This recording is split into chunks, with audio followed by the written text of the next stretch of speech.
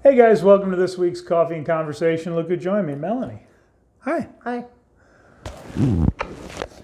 We're discussing something. Melanie just sent a response off to a man, and one of the topics, things we discussed is why can't women relax? Yeah. So there's a lot to that. So, a couple of years ago, when the world changed, we took you to Estes Park for a relaxing getaway weekend. Okay, and I'm going to move this in just a touch because it's driving me crazy. And I don't think you're supposed to do that mid-film. And when I said, "Hey, here's what we're going to do," because this is my first Labor Day off in 20 years. What did that do for you? I panicked. I absolutely panicked. It's not even got nervous. I panicked. Why would going away for a relaxing weekend cause you to panic? So for me, there were several factors. Like for one, I'm used to having to be on all the time. Like I'm not used to, or at the time was not used to being able to, being allowed to relax. Is that a mom thing or a female thing? It's a little bit of both. It's a little bit of both. We're taught young that productivity and being this picture perfect mom, housekeeper, whatever it is kind of like the ultimate goal. And we're taught that, we Donna Reed on steroids. Yeah. And for the guys, I love Gary Vee, but this grinding 20 hours a day is bullshit. It's the male unhealthy equivalent. Yeah.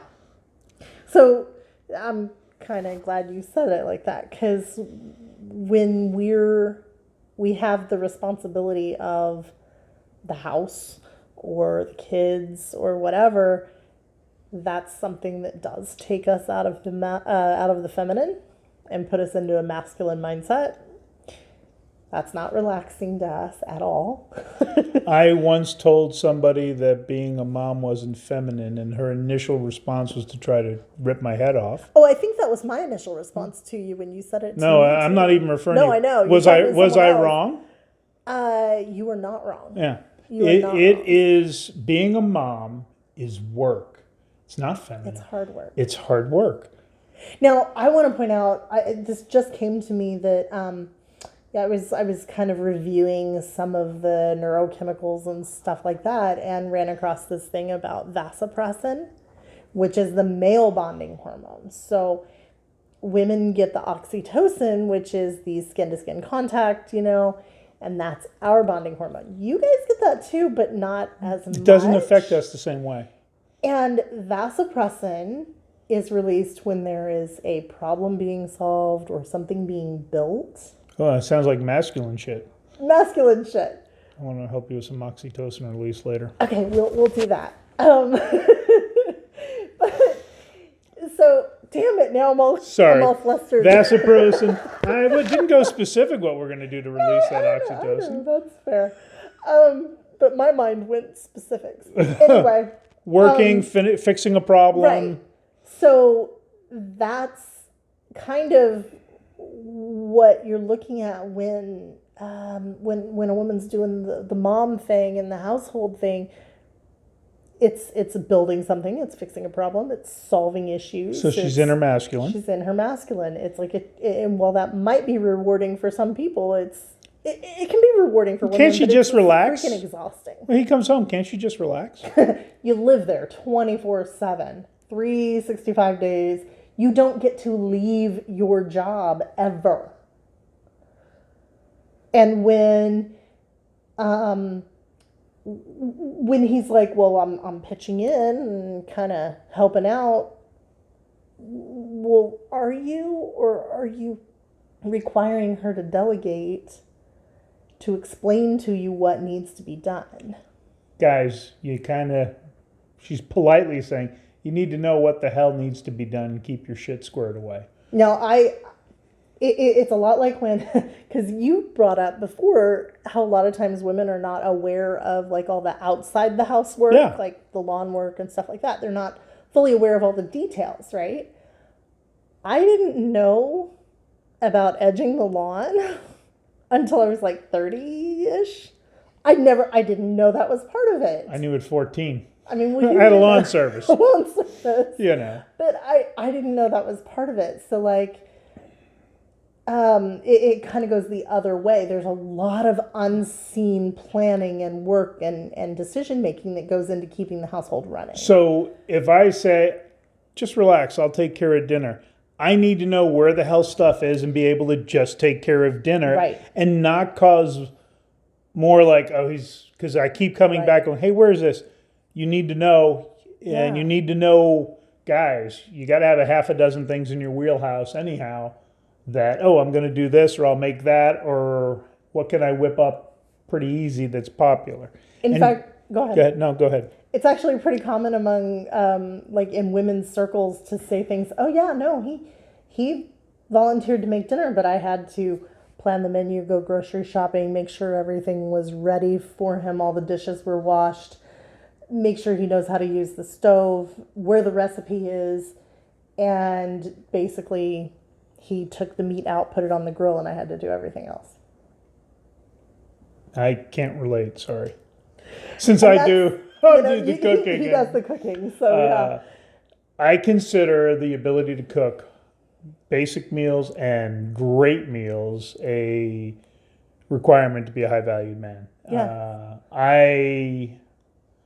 And like I said,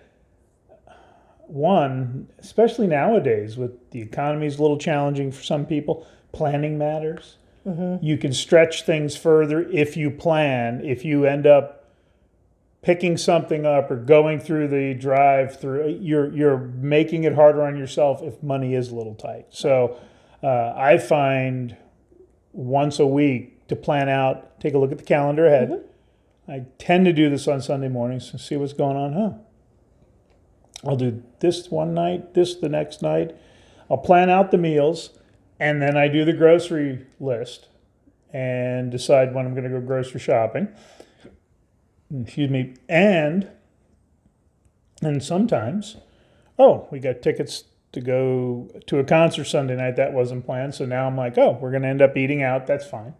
We already had plans for the one night typically to eat out. It was going to be the night before with friends because we're going to a hockey game.